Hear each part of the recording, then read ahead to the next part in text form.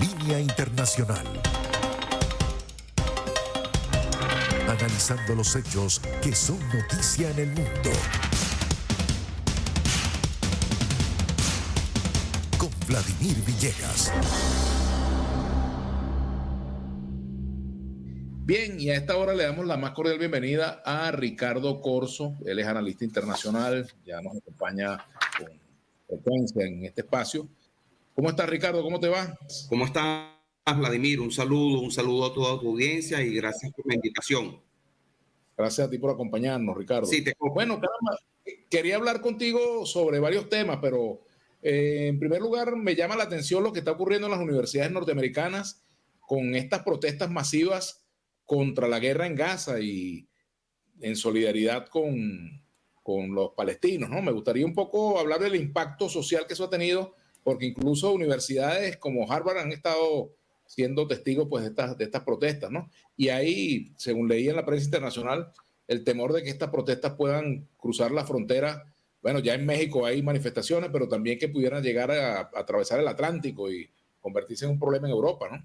Bueno, mira, Vladimir, como bien lo has dicho, estas son unas protestas que se generaron, es decir, venían ya meses. Esto no es algo que ocurrió de la noche a la mañana, ya habían una serie de protestas pequeñas y algunas de gran cantidad de personas en las principales ciudades de los Estados Unidos, como Los Ángeles, Nueva York, Washington, Chicago, y eran protestas que, bueno, estaban organizadas por distintos grupos, principalmente grupos antiguerra, muchos grupos también progresistas de distintas comunidades, pero luego comenzó un movimiento, dicen en inglés, underground, de organización en universidades. Entonces, donde se hizo más evidente fue en la Universidad de Columbia en New York, donde hubo una organización y pues se creó un campamento por los estudiantes. Y entonces, pues la ciudad de Nueva York, en conjunto con las autoridades universitarias, decidieron desalojar el campamento y decidieron pues traer presencia policial, equipos antimotines, y bueno, allí se formaron unos enfrentamientos, y entonces esto, en lugar de disipar, como que galvanizó más a los estudiantes, y luego se fue expandiendo a más de 400 protestas, era la última cifra que yo veía en distintas universidades. Yo hice una lista, compilé una lista como de las 25 principales universidades de los Estados Unidos por su tamaño, por su importancia, entre las cuales se encuentran Princeton, la Universidad de California en Los Ángeles, la Universidad del Sur de California, Universidad de Phoenix, Universidad de Minnesota, etcétera. Grandes universidades, incluso universidades pertenecientes a lo que se llama ya la Ivy League, que son universidades elite, que llaman, ¿no? Donde van a estudiar principalmente personas de altos recursos. Entonces, bueno, se generó una situación que ahora ha crecido a tal punto que, bueno, ya se está considerando que son las protestas universitarias más grandes en los Estados Unidos después de las que ocurrieron durante la guerra de Vietnam. ¿Verdad? Que contra la guerra de Vietnam, correcto. Estamos hablando de década de los 60. Por cierto, un dato bien curioso, hablando de lo de la guerra de Vietnam, en California era gobernador Ronald Reagan. Cuando tú sabes, él había salido de Hollywood de hacer papeles como vaqueros y terminó siendo el gobernador. Bueno, en California cualquier cosa puede pasar, porque Arnold Schwarzenegger también salió de películas de guerra a ser gobernador y terminó siendo el presidente. Pero en la época en que Ronald Reagan era el gobernador, había un venezolano, aquí no es muy conocido, que se llama Pedro Camejo. Él era del Partido Verde y también un tiempo del Partido Socialista en California, y él fue uno de los líderes de estas protestas en California, y Ronald Reagan lo bautizó como el hombre más peligroso en California. Eso es solamente un dato allí histórico para la audiencia. Interesante. Ahora, fíjate, también esto tiene su implicación política para el gobierno de Joe Biden, Ricardo, porque hemos visto también que efectivamente de las consecuencias que ha traído estas protestas. Realmente sí, se está transformando esto en una encrucijada política para Biden, porque el partido demócrata es un partido muy diverso. Usualmente aquí en Venezuela, cuando se habla de los demócratas o los republicanos, se habla en términos generales, y realmente tanto el Partido Republicano tiene una diversidad interna por cuestiones de ideología y por cuestiones políticas que se manifiesta mucho en la composición de los distintos grupos de poder en la conferencia republicana en el Congreso. Pero en este caso, en el demócrata, es mucho más diverso todavía. El Partido Republicano es un partido que principalmente es compuesto por gente blanca, hombres conservadores, aunque hay varios tintos en esos grupos conservadores, ¿no? Hay conservadores de extrema derecha, incluso algunos vinculados con grupos nacionalistas y casi hasta neonazis, pero hay conservadores. Bueno, te estamos conversando con Ricardo Corzo Moreno, él es analista internacional. Adelante. Bueno, te decía que los partidos son muy diversos y en el caso del Partido Demócrata tiene una diversidad, una plataforma diversa muy amplia, entre las cuales uno de los grupos importantes para Biden son los jóvenes universitarios. De hecho, en la elección del 2020, los jóvenes universitarios jugaron un papel muy importante en la victoria de Biden en algunos de los estados importantes. Ya vamos a hablar de eso. Era noticia, pues ellos se organizaron de una forma de manera que llevaron muchas personas a votar. En inglés dicen get out the vote, sacar el voto. Es decir, en Estados Unidos la participación no es tan alta y muchas veces los partidos ganan las elecciones por el que tiene la mejor capacidad de movilizar a su base para votar. En este caso, los demócratas y la campaña de Biden en el 2020 fueron muy efectivos en organizar en los campus universitarios y en lograr que los jóvenes, que tienden a no ser un bloque que vota en altos números, salieran a votar. Entonces, en varios estados, cuando uno mira las estadísticas, se da cuenta que el voto joven influyó mucho. Entonces, bueno, ahora ese voto joven en las universidades, para hablarlo en criollo, se le está volteando a Biden por el mal manejo que Biden ha hecho de la guerra, en este caso de Netanyahu, contra el pueblo palestino. La mayoría de los jóvenes universitarios están considerando que ya pasó de ser una cuestión de defensa, como inicialmente el gobierno de Israel lo presentó, pues respondiendo a un ataque que recibieron, se ha convertido ya en un asunto que raya en algunos lo tildan del genocidio o del exterminio del pueblo palestino. Por supuesto, Estados Unidos es el principal proveedor de armas para Israel y el principal soporte financiero para el gobierno de Israel a nivel internacional.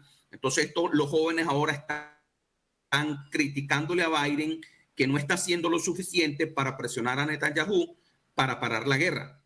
El otro aspecto es que muchas de estas universidades élite o élites de las que mencionaba, Princeton University, Harvard University, no tienen inversiones multimillonarias en los fondos financieros de empresas que comercian con el gobierno de Israel y que también apoyan la industria militar. Entonces los jóvenes están demandando a sus universidades que desinviertan los fondos para que estos fondos no sean utilizados para apoyar a la guerra. Entonces esto se ha creado una explosión en todo el país de organización. Algunas han sido violentas por la intervención de la policía o de los sheriff.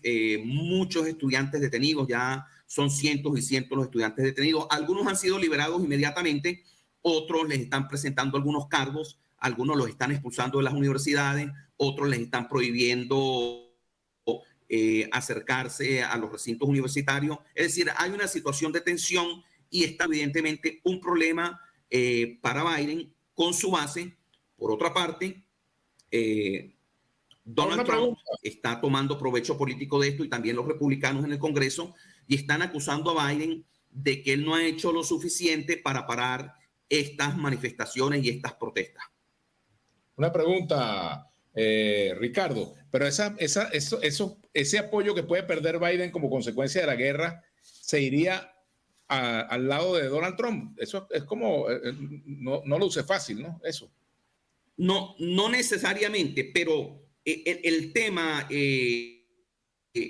Vladimir, es que las encuestas dicen ahorita a nivel nacional que Trump está ganándole la campaña a Biden por muy estrecho margen. El margen era muy amplio en meses anteriores. Biden ha ido recuperando cierto terreno, pero las encuestas son muy cerradas. Algunas dentro del margen de error, Vladimir. Es decir, hay encuestas que le dan a Trump, otros que le dan a Biden la ventaja de un 1%, especialmente en las últimas semanas. Y para la audiencia, como sabemos, solamente recordarlo, en Estados Unidos no gana el que gana el voto nacional o el voto popular. En las últimas elecciones, el candidato demócrata ha ganado el voto popular y no necesariamente la presidencia, ¿no? Y el caso más notable reciente fue cuando Al Gore ganó el voto popular a nivel nacional, pero perdió el voto del colegio electoral, y ya lo voy a explicar un poquito, que incluso se fue hasta la Corte Suprema de Justicia porque detuvieron el conteo en Florida y finalmente adjudicaron el triunfo a Bush. Bueno, ¿qué es el colegio electoral? Bueno, allá cada estado, de acuerdo a la población que tiene un número adjudicado de votos electorales que se llama el colegio electoral. Entonces, una persona para ser elegida presidente tiene que alcanzar un mínimo de 270 votos en ese colegio electoral. De los 50 estados, ya hay estados muy definidos que históricamente han votado o demócrata o han votado republicano, es decir, azul o rojo. Voy a poner un ejemplo con 2 estados para ilustrar lo que estamos tratando de decir, Vladimir. California es un estado muy grande, 60 millones de habitantes. Históricamente, en la época moderna, California ha votado demócrata. Es decir, los candidatos demócratas a la presidencia casi ni hacen campaña en California. Cuando van a recolectar fondos, a reunirse con la gente de Hollywood, del Silicon Valley y todo esto para recaudar fondos, pero realmente casi ni hacen campaña porque es un estado que es demócrata. En el otro extremo tenemos a Texas, un estado que es republicano, y entonces esos 2 estados ya se cuentan para uno o para otro bando. Entonces, cuando los expertos electorales, los estrategas, ven el mapa electoral y ven la definición, realmente hay como estados. Yo incluyo 7, hay algunos que hablan solo de 5 estados, 7 estados que tienden a definir la elección. Los voy a enumerar rápidamente. Nevada, que provee 6 votos del colegio electoral. Arizona, que provee 11 votos. Georgia, que provee 16. Carolina del Norte, que provee 16 también. Pensilvania provee 19.